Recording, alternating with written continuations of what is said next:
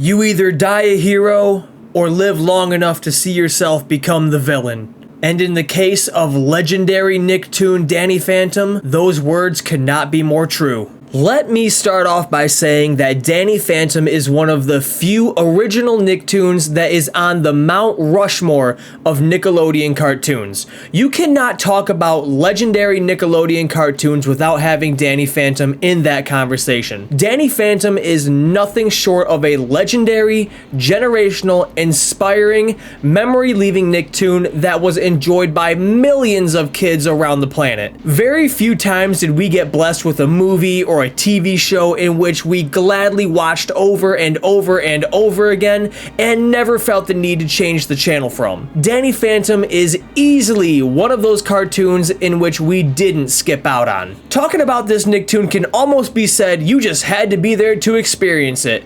And although that could be partially true, I gotta disagree personally because the greatness and perfection of this show could be discovered today and enjoyed to its fullest by those who had never seen it before. From the opening notes of the intro song, you knew exactly what was on the TV without a doubt. This was one of those shows that kept you hooked from the beginning to the end, that was easy to follow along with and so very hard not to enjoy. I don't know about y'all, but I have had many conversations about bad Nicktoons and Danny Phantom has never come up in it. I bet there are more people with 3 arms and 3 legs in the world than there are people who don't like Danny Phantom. This show brought so much variety to the television, all the while keeping the good guy versus bad guy superhero fighting main plot and the teenager with different styled best friends trying to get it in with the popular girl, all the while getting bullied subplot in each episode. Now I know putting it like that makes it sound like a classic subplot, but it's like that makes it so easy to follow along and fall in love with. It's kind of like a if it ain't broke, don't fix it kind of approach to the show.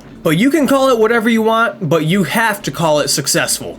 Danny Phantom had an absolutely epic run. Immediately following the 2004 Kids' Choice Awards, the first episode aired on April 3rd, 2004. And after 53 awesome episodes spanning across 3 seasons, the show ended in August of 2007.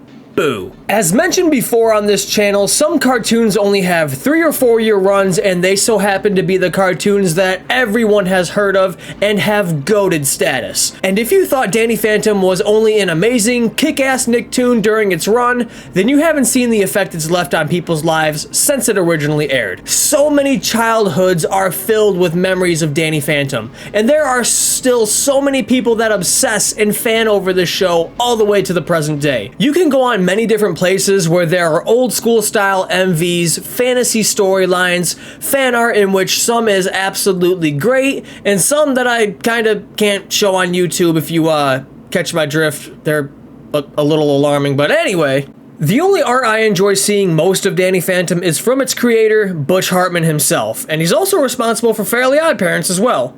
You know, the show also known as Diet Danny Phantom. Butch has his own YouTube channel in which he talks a lot about Danny Phantom, and you can go into the comments of each one of those videos and see that there is still a huge cult following for a cartoon that has been canceled for almost 19 years. Yeah, Gen Z kids, we're getting old. I hope this video doesn't give you a quarter-life crisis. But Danny Phantom is so memorable in so many different ways, from the kick-ass soundtrack from Guy Moon, rest in peace you legend, from the storyline in which we patiently waited to see Danny and Sam be together. We knew it from the start, but still wanted it anyway. It had a fantastic payoff in the final episode, putting to rest a legendary Nicktoon that is still loved and cherished, and will always be loved and cherished for a very long time from a very dedicated fan group. Now, imagine we lived in a world where Danny Phantom was never canceled, and it remained on the air, had a couple more movies, a few more video games than it already had, maybe even a spin-off. It sounds great, right?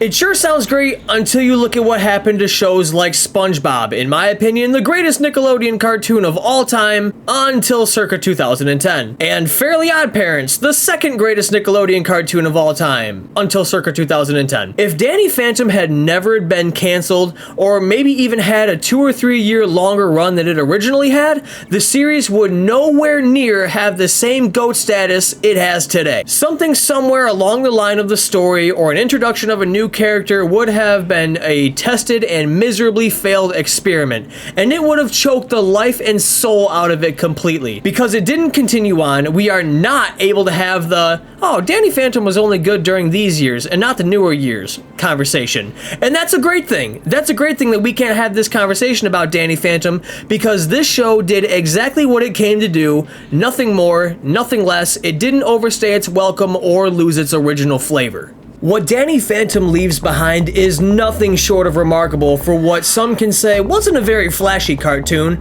but was one that connected with kids one way or another and just stuck with them for the longest time. And that, my friends, is why I say this great Nicktoon has what I call the Phantom effect.